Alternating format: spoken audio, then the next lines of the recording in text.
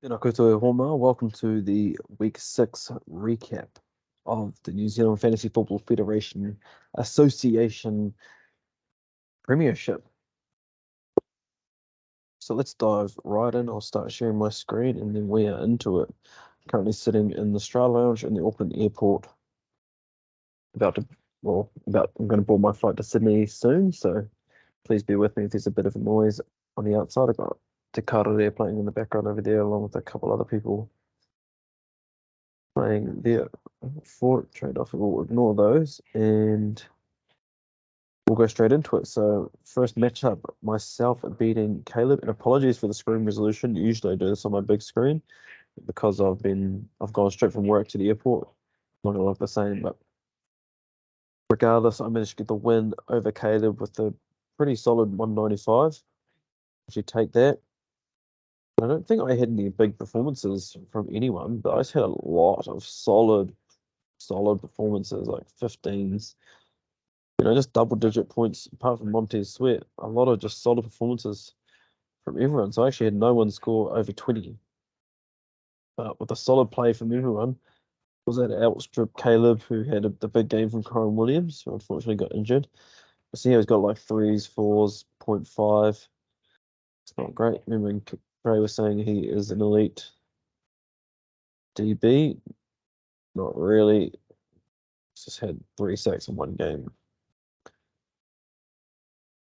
It's a bit disappointing for Warren Smith, but regardless, no title win on the bench of 13. That pains me. Regardless of managing to win, so it takes me to 3-3 and drops Caleb to 3-3. With Cam with the unlucky loss for Jara. I think Jara had the second highest points of the week.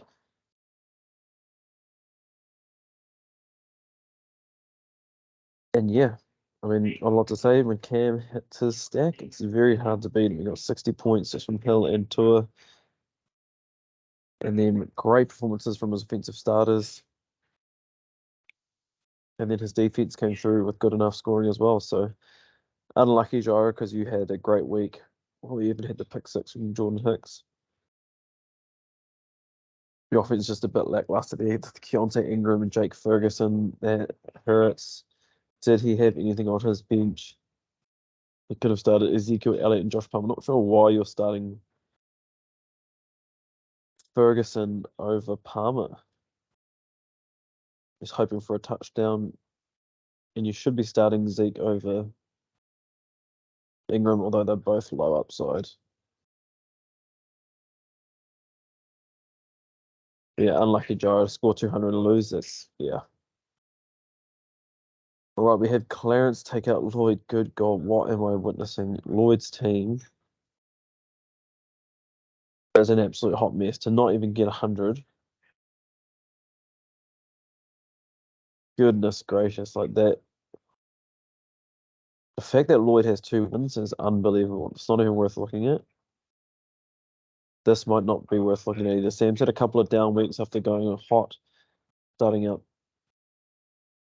4-0, but this week was a real down week for the NFL in general. We had a lot of turnovers, not a lot of offensive output. So we're seeing a lot of these scores being a bit lower, as in fantasy scores, not game scores. So Eli getting a sweaty one there. Gav getting a sweaty one. Jamie's 1-5. Unbelievable. I mean, you never feel good when you score 166 and still win. And he had 35 from Mostert. Jeez, and Waddle. The Cavs team is actually not looking great at all, and he's lost Montgomery. Unlucky Gav. You're just losing players left, right, and centre. He's got Burrow on the bench. Or at least he's got Burrow on the bench, but I don't think Burrow is going to finish it. Like, Ronnie Rivers on injured reserve. You've got to be joking me.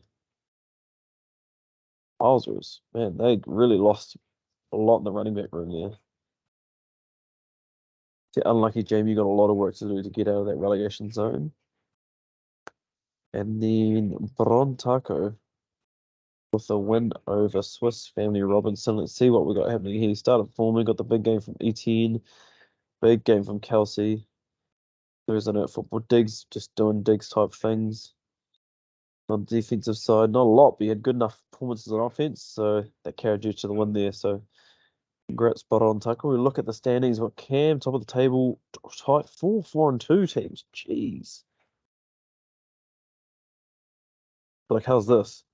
Eli scored just a touch over 1,000 points. He's 4-2. Yet Caleb, myself, Gyra, all have scored over 1,100, and we're 3-3. So, and then Jamie scored over 100 points more than Lloyd. Yet he's got one less win. So,